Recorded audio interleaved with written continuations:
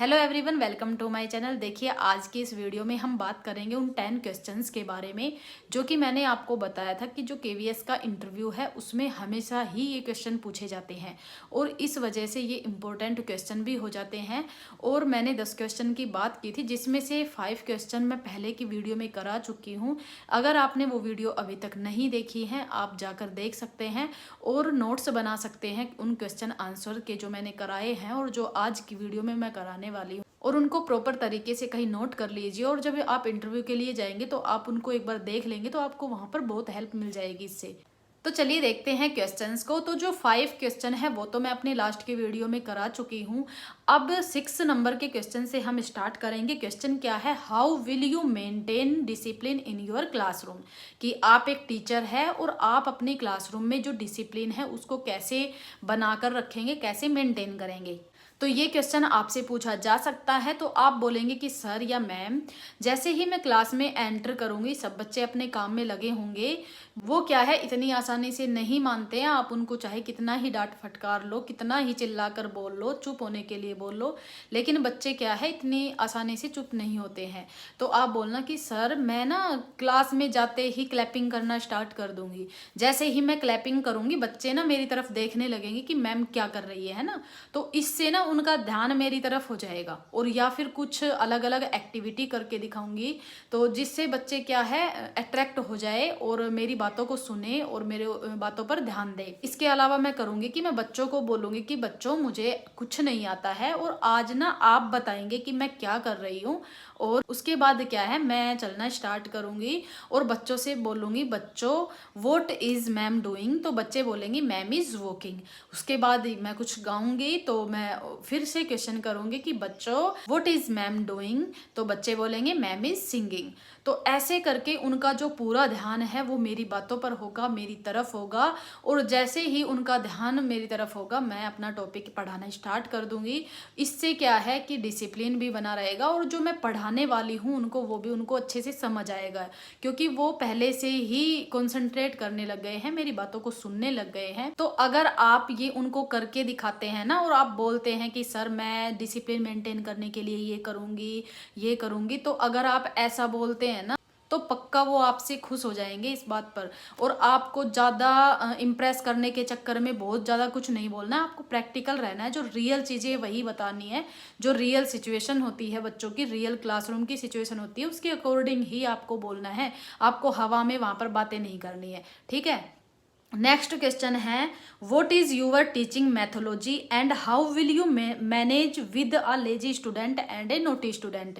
कि आपकी teaching mythology क्या होगी और जो लेजी स्टूडेंट है और जो नोटी स्टूडेंट है आप उनके साथ कैसे मैनेज करेंगे। तो आप देखिए, एक ही जो टीचिंग मैथोलॉजी है वो यूज नहीं कर सकते, क्योंकि हर क्लासरूम में डिफरेंट डिफरेंट टाइप के बच्चे होते हैं, उनकी डिफरेंट स्किल्स होती है और जो डिफरेंट ही है वो एबिलिटी होती है उनकी। हर चीज उनकी सीखने की जो भी होता है वो सब डिफरेंट होता है। तो आप उनको यही बोलेंगे कि सर या मैम, मैं ना एक ही मैथोलॉजी यूज नहीं कर सकती, क्योंकि जो क्लास में डिफरेंट डिफरेंट टाइप के बच्चे होते हैं और उनकी डिफरेंट स्किल्स, डिफरेंट एबिलिटी होती है। तो मैं उनको ना उनके हिसाब से ही अपना टीचिंग मैथोलॉजी यूज करूँगी। ये नहीं है कि एक ही मैथोलॉजी सब पर लगा दी, नहीं, ऐसा नहीं होगा। और कई लोग क्या करते हैं, स्मार्टनेस के चक्कर में या उनको इम्प्रेस करने के चक्कर में क्या बोलते हैं कि सर मैं ग्रुप टीचिंग कराऊंगी या मैं लर्निंग बाय डूइंग कराऊंगी या फिर मैं ट्रू एक्टिविटी कराऊंगी। तो ये सब ना आप नहीं कर सकते, क्योंकि ये ना पूरे टाइम नहीं करा सकते आप क्लास में, ठीक है। तो आपको ना सिर्फ ना तो एक ही टीचिंग मैथोलॉजी बतानी है और स्मार्टनेस के चक्कर में ऐसा कुछ नहीं बोलना है, बिल्कुल रियल चीजें बोलनी है, ठीक है। तो वो ना आपको एग्जाम्पल दे सकते हैं कि मान लो क्लास में एक नोटी बच्चा है और वो सब बच्चों को परेशान कर रहा है, तो आप उसको कैसे मैनेज करेंगे। तो ये नहीं बोलना है कि कभी आप ये बोल दो सर मैं उसको अलग से एक्टिविटी दे दूंगी, नहीं, क्योंकि आप उसको एक्टिविटी देने में अपना टाइम खराब नहीं करोगे। आपको क्या है, इंटरव्यूअर को ना छोटी छोटी बातें समझानी है जिससे वो आपको वहीं पर सेलेक्ट कर दे, ठीक है। आपको ये मतलब बहुत ज्यादा स्मार्टनेस नहीं दिखानी है तो नोटी स्टूडेंट को कैसे मैनेज करते हैं, तो आप ये बोल सकते हैं कि सर या मैम, पहली बात तो जो नोटी बच्चा है उसको सबसे लास्ट में नहीं बैठाना है, उसको हम अपने पास बिल्कुल अपने सामने बैठाएंगे, उसकी हर एक्टिविटी पर ध्यान देंगे। और बाकी बच्चे अपना काम कर रहे हैं लेकिन वो नोटी है, वो ना तो अपना काम कर रहा है ना किसी और को काम करने दे रहा है। तो हम क्या करेंगे कि उसको एक बुक में से पेज खोल के दे देंगे कोई भी, या तो हिंदी का या इंग्लिश का। अगर हिंदी का है और आपने जो अनुस्वार अनुनासिक जो शब्द है वो बता दिए हैं, तो आपको ये बोलना है एक पेज खोल के कि आपको इसमें से 5 अनुनासिक शब्द छांटने हैं और वो यहाँ पर लिखने हैं, ठीक है। या फिर इंग्लिश की बुक दे दी, उसका पेज खोल के दे दिया और उसको बोल दिया कि इसमें से वोवल्स छांट के यहाँ पर लिखिए। तो ऐसी ना कुछ एक्टिविटी दे देंगे उसको, मतलब उसको फ्री नहीं छोड़ना है, उसको काम देना है कि आप ऐसा करो, आप ऐसा करो। अगर कोई क्वेश्चंस है तो बोलेंगे कि जैसे उस बच्चे का, नोटी बच्चे का कोई भी नाम हो कि भाई ये जो आंसर है ये बच्चा बताएगा, ठीक है। तो उससे क्या है, फिर जैसे ही वो आंसर बताए तो क्लैपिंग करे, उसके लिए क्लैपिंग कराए, उससे क्या है वो खुश हो जाएगा और उसका ध्यान जो फालतू के उसमें कामों में चलता है ना, वो उसका ध्यान अब उसमें हो जाएगा पढ़ाई में। और ऐसा नहीं है कि हर नोटी बच्चा डम हो, बहुत सारे नोटी बच्चे ऐसे होते हैं जो पढ़ाई में भी बहुत इंटेलिजेंट होते हैं और नोटी भी बहुत होते हैं, ठीक है। तो आप ये कर सकते हैं। तो नेक्स्ट क्वेश्चन देखते हैं। नेक्स्ट क्वेश्चन क्या है 8 नंबर का, what are your short term और लॉन्ग टर्म गोल, कि आपके शॉर्ट टर्म और लॉन्ग टर्म गोल क्या है, ठीक है।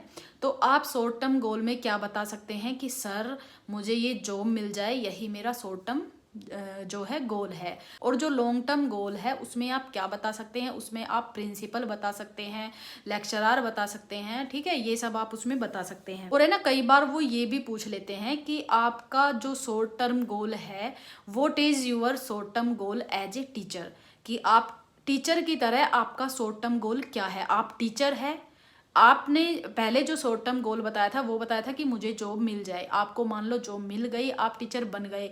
अब आपका शॉर्ट टर्म गोल क्या है, तो देखिए कुछ की पॉइंट्स मैं आपको बता देती हूँ, आप उस पर लाइन बना लीजिए। की पॉइंट्स है कि क्लासरूम ऑर्गेनाइजेशन, कि मैं अपने जो क्लासरूम है उसको अच्छे से संगठित करके और जोड़ कर रखना चाहती हूँ। और इम्प्रूव स्किल्स, जो बच्चों की स्किल्स है उनको इम्प्रूव करना, स्टूडेंट को इंस्पायर करना, और क्रिएटिविटी या पॉजिटिव लर्निंग एनवायरनमेंट, एक पॉजिटिव लर्निंग एनवायरनमेंट क्रिएट करना, ठीक है। ये सब चीज़ें आप इसमें बता सकते हैं। और अगर मान लो आपने लॉन्ग टर्म गोल कुछ भी बताया है तो आपको ना उस या प्रिंसिपल बताया है, वाइस प्रिंसिपल बताया है, लेक्चरर बताया है, ये सब अगर आपने बताए हैं ना तो आपको इनकी रेस्पॉन्सिबिलिटी भी पता होनी चाहिए, इनके काम भी पता होने चाहिए कि ये क्या काम करते हैं, इनके क्या क्या रेस्पॉन्सिबिलिटी होती है ना। तो ये सब चीज़ें आपको पता होनी चाहिए। तो जो भी बोलना है आप पहले जी डिसाइड कर लीजिए और उस पर क्या है थोड़ा सा आंसर तैयार कर लीजिए कि अगर ये क्वेश्चन पुट हो गया तो आप क्या रिप्लाई कर सकते हैं। नेक्स्ट क्वेश्चन है what type of qualities would you look in principle, कि अगर मान लो आपने लॉन्ग टर्म गोल में ये बोल दिया कि मैं प्रिंसिपल बनना चाहता हूँ, मेरा लॉन्ग टर्म गोल ये है प्रिंसिपल का, ठीक है। तो वहां से क्वेश्चन उठ सकता है, आपसे पूछ सकता है कि अगर ठीक है आपका लॉन्ग टर्म जो गोल है वो प्रिंसिपल का है, तो आप बताइए कि प्रिंसिपल में क्या क्या क्वालिटीज होनी चाहिए, ठीक है। तो इसका जो आंसर है वो भी आपको अच्छे से प्रिपेयर करना है कि उसमें क्या क्या क्वालिटीज होती है, क्या क्या उसकी रेस्पॉन्सिबिलिटी होती है, ये सब आप पेज पर लिख कर तैयार कर लीजिए। और क्या है, ये क्वेश्चंस ना मेन इंपॉर्टेंट होते हैं। देखिए आपका सिलेक्शन डेमो से भी होगा, लेकिन डेमो सिर्फ 3-4 मिनट का होता है, लेकिन बाकी के जो 20 मिनट आपका इंटरव्यू चलेगा ना वो सब इन क्वेश्चंस पर ही चलेगा, ठीक है। डेमो में तो वो मान भी सकते हैं कि चलो कोई नहीं, जो है TLM नहीं बना हुआ है या फिर लेसन प्लान नहीं बने हुए हैं, तो अगर कोई मिस्टेक्स हो गई ना तो वो सोच लेंगे चलो कोई नहीं। लेकिन ये क्वेश्चंस ऐसे हैं, इन क्वेश्चन से आपका पता चलेगा कि आप क्या सोचते हैं और एज ए टीचर आप कैसे सोच सकते हैं, कैसे आप काम करेंगे टीचर बनने के बाद। और अगर आपने इन क्वेश्चंस के अकॉर्डिंग ही डिपेंड करेगा कि आप टीचर बनने के लायक उन्हें लगते हो या फिर नहीं लगते हो। आपका सिलेक्शन भी इन्हीं क्वेश्चंस पर बेस्ड है, तो आप अच्छे से तैयारी कर लीजिए। और नेक्स्ट क्वेश्चन देखते हैं, how can you effectively using Bala in primary classes, कि जो प्राइमरी क्लासेज है उसमें बाला जो कॉन्सेप्ट है वो कैसे इफेक्टिव है, कैसे आप उसको यूज कर सकते हैं प्राइमरी लेवल पर। ठीक है, बाला क्या है, एक कॉन्सेप्ट है और इसको ना आप अच्छे से तैयार कर लीजिए, इस पर अच्छे से नोट्स बना लीजिए, अच्छा सा आंसर तैयार कर लीजिए। अगर बाला से रिलेटेड आपसे कोई भी क्वेश्चन किया जाता है तो आप उसका रिप्लाई कर सके, जवाब दे सके। तो बाला क्या है, बाला की फुल फॉर्म है बिल्डिंग एज लर्निंग एड्स, कि लर्निंग एड्स सीखने के जो एड्स होते हैं उनमें बिल्डिंग को ही यूज करना बाला कॉन्सेप्ट है। ठीक है, तो आपने स्कूलों में देखा भी होगा कि जो रूम की दीवारें हैं उन पर कुछ पिक्चर्स बना दी जाती है। अगर बड़े बच्चे की क्लास है तो वहाँ पर जो साइंस से रिलेटेड या फिर सोशल साइंस से रिलेटेड या फिर मैथ की कोई जो फॉर्मूलाज वगैरह होते हैं वो वहाँ पर लिख दिए जाते हैं, तो वहाँ पर दीवारों को, बिल्डिंग को भी यूज किया जाता है।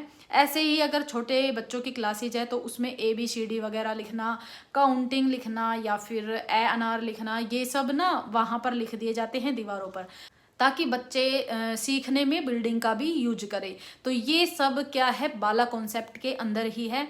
और इसके अलावा कंप्यूटर से रिलेटेड भी क्वेश्चंस आपसे पूछे जा सकते हैं, क्योंकि आजकल क्या है कि हर क्लास ना स्मार्ट क्लास है। तो जैसे एक्सेल है, वर्ड है, तो जो पावर पॉइंट है, इनके बारे में आपसे क्वेश्चंस पूछ सकते हैं, क्या आपको इनका नॉलेज है। तो आपको यही बोलना है कि हाँ सर मुझे इसका नॉलेज है, क्योंकि ना क्लास में प्रोजेक्टर होते हैं और आपको प्रोजेक्टर पर पढ़ाना होता है।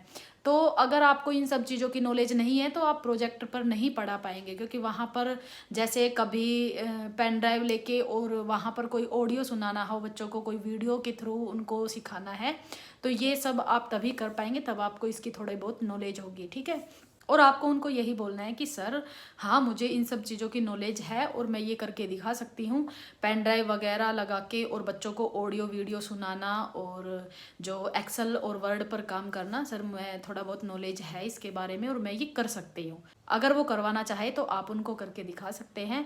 तो ये हो गए हमारे 10 क्वेश्चन कंप्लीट। 5 क्वेश्चन है जो लास्ट के वीडियो में मैं करा चुकी हूँ और 5 क्वेश्चन हमने आज की वीडियो में कर लिए हैं।